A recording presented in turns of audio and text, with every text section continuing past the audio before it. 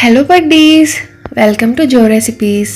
మిల్లెట్స్తో dish అనగానే అమ్మో మిల్లెట్సా అనుకుంటారు, కానీ మిల్లెట్స్తో కూడా చాలా టేస్టీ ఫుడ్ ఐటమ్స్ చేసుకోవచ్చు. వాటిలో ఒకటే మిల్లెట్స్ కిచిడి. సో ఈరోజు వీడియోలో మిల్లెట్స్ కిచిడి ఎలా చేసుకోవాలో చూసేద్దాం. ముందుగా ఒక బౌల్లోకి 1 కప్ మిల్లెట్స్ తీసుకోండి. నేను ఇక్కడ కోడో మిల్లెట్స్ వాడుతున్నాను, అంటే ఆరికలు. మీరు ఈ డిష్ని కొర్రలు, ఊదలు, సామలు ఇలా ఏ మిల్లెట్స్తో అయినా చేసుకోవచ్చు. వీటిలోకి 1/2 కప్ పెసరపప్పు, 1/2 కప్ మసూర్ దాల్ అంటే ఎర్ర కందిపప్పు వేసి బాగా వాష్ చేసుకోండి. మసూర్ దాల్ లేని వాళ్ళు అది స్కిప్ చేసి పెసరపప్పుతో మాత్రమే చేసుకోవచ్చు.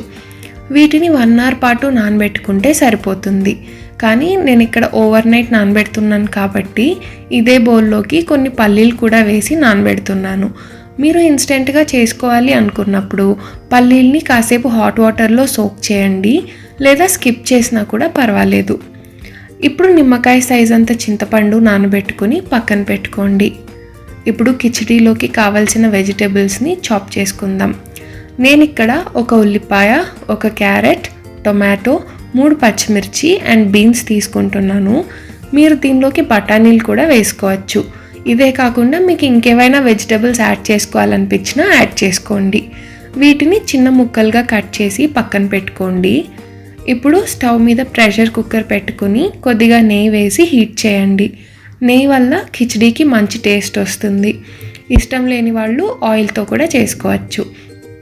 ఇప్పుడు అందులోకి ఆవాలు, జీలకర్ర, సన్నగా కట్ చేసుకున్న ఉల్లిపాయ ముక్కలు, 1 రెమ్మ కరివేపాకు వేసి ఫ్రై చేయండి. తర్వాత పచ్చిమిర్చి ముక్కలు కూడా వేసి ఫ్రై చేసుకోండి. ఉల్లిపాయ ముక్కలు కొంచెం మగ్గిన తర్వాత కట్ చేసి పెట్టుకున్న వెజిటబుల్స్ అన్నీ వేసి సాట్ చేసుకోండి. తర్వాత కొద్దిగా పసుపు వేసి బాగా కలపండి.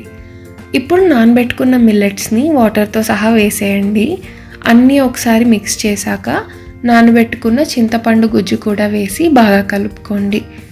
ఇప్పుడు సరిపడా ఉప్పు, కారం, 1 స్పూన్ సాంబార్ పౌడర్ వేసి అన్నీ కలిసేలా బాగా కలుపుకోండి.